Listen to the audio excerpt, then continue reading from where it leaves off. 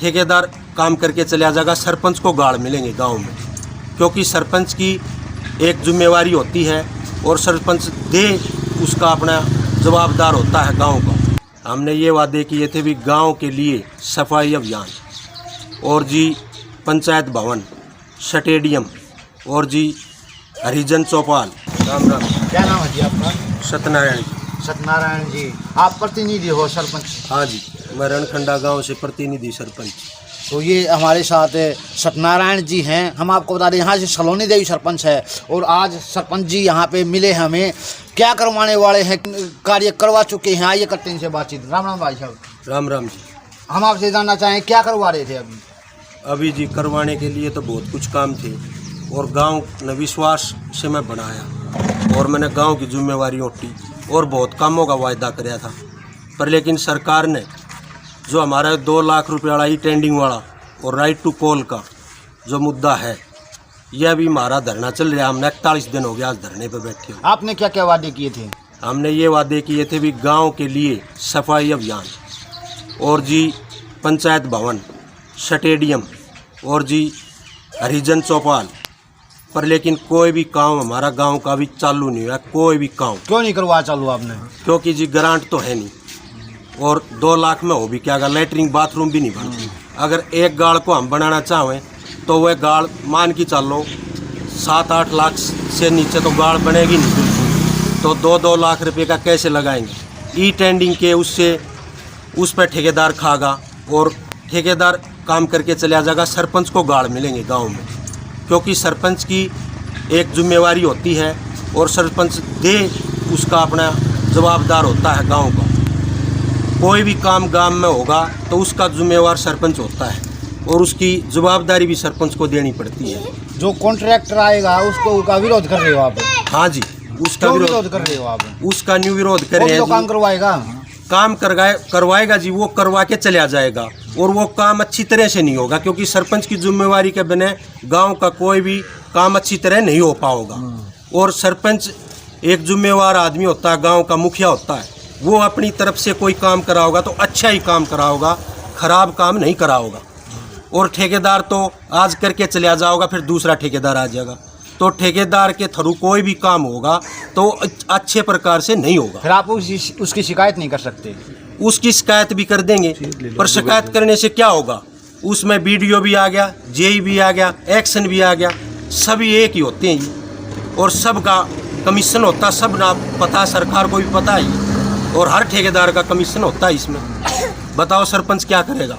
तो अभी टेंडरिंग तो यही ऐसे ही रहेगी, कोर्ट ने भी कह दिया ऐसे ही रहेगी, तो ये काम भी ऐसे ही रहेंगे। जब तक ये मांगे नहीं मानी जा लेंगी, जब तक कोई काम करे नहीं जाएगा। कोर्ट कह रहा है टेंडरिंग ठीक है।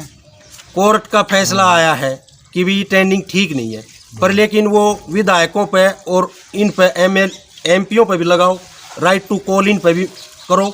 उसके बाद छोटी सरकार, हम तो सरपंच तो एक छोटी सरकार है, वह बड़ी सरकार है, तो उन पे भी लगाओ ये राइट टू कॉल और ई टेंडिंग।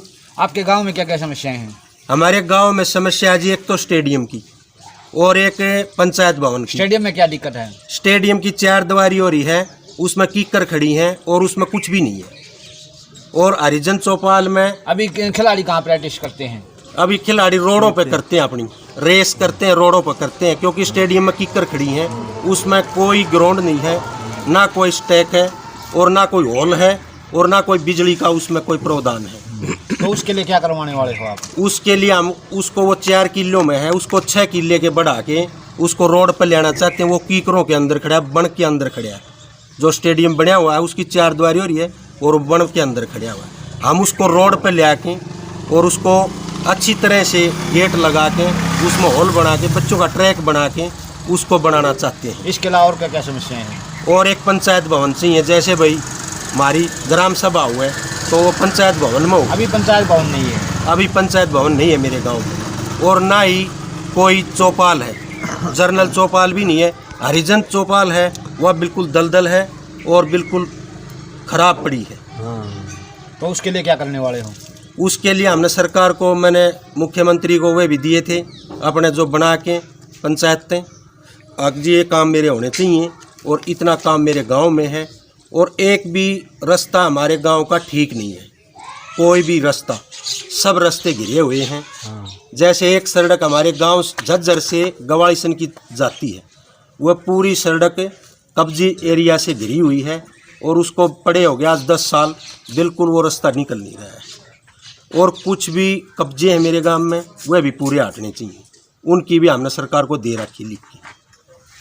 तो सरपंच साहब काम तो करवाना चाहते हैं, जैसा कि इन्होंने बताया कि ई टेंडरिंग का मामला अभी अड़जा हुआ है, तो उसके बारे में इन्होंने बताया कि अभी इसलिए काम रुका हुआ है, ये कहना चाह रहे हैं? हाँ जी, इसीलिए काम रुका हुआ है। सरकार हमारी 20 लाख की पावर थी और हमारे 20 लाख का अधिकार हमारे को सरकार दे दे तो हम कल से अपना काम शुरू कर देंगे।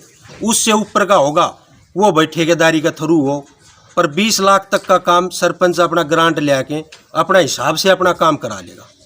यही हमारी सरकार से उम्मीद है कि भाई हमने 41 दिन धरने पे बैठे होंगे और गांव वाले ये कह रहे हैं भी काम कद कराओगे, ना सफाई का काम हो रहा, ना बच्चों को खेलने का कोई ग्राउंड नहीं किसी भी वजह से।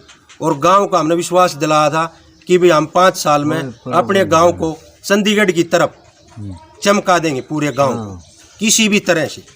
तो ये गांव को चमकाना चाहते हैं चंडीगढ़ की तरह, लेकिन ये कह रहे हैं कि इनके हाथ बंधे हुए हैं।